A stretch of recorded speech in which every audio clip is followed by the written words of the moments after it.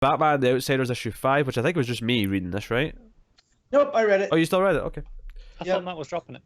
I had time. I will say this book definitely benefits from lack of Batman.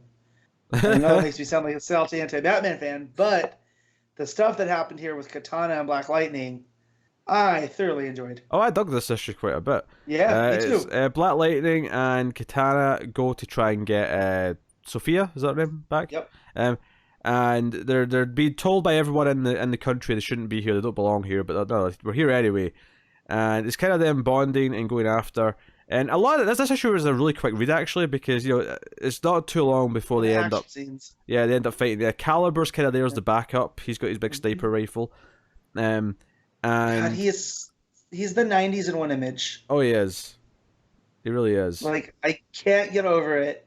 But yeah, I also like the opening of this. I thought was a lot of fun about Black Lightning and Katana going to Kadim and everybody telling them how much of a bad idea that is to be an American there. Yeah.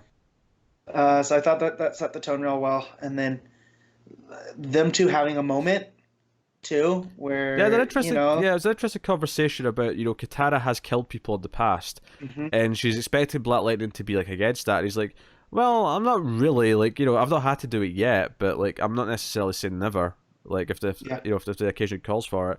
So it's kind of separated from what Batman is, obviously. Sophia, of course, lashes out against him because she's been all taken over and she's drugged up and whatever else from Raz.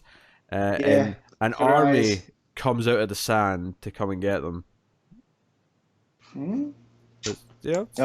Big adventure. There's no surprise you like this issue, I suppose. Well, yeah, and then we get the this was all just a ploy to draw out the Outsiders, and that Duke and I'm not calling him the Signal, and Orphan are left back to a surprise attack from the one guy. Ishmael. The last one. Ishmael, there we go. Ishmael shows up and attacks them, which is the cliffhanger. And I basically love that Orphan's like, get behind me.